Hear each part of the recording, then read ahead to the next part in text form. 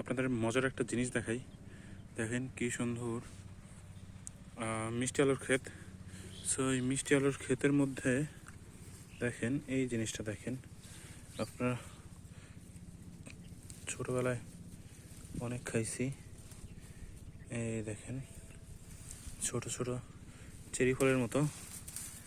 জিনিসের সুন্দর নাম আছে অবশ্যই, কিন্তু নামটা এই মুহূর্তে আমার মনে পড়তেছে না। আমরা ছোটোবেলায় কি বলতাম।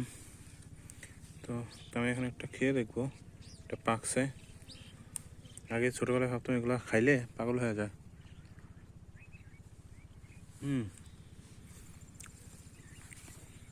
মিষ্টি, সুন্দর, ছোটোবেলা খুব মনে পড়ে।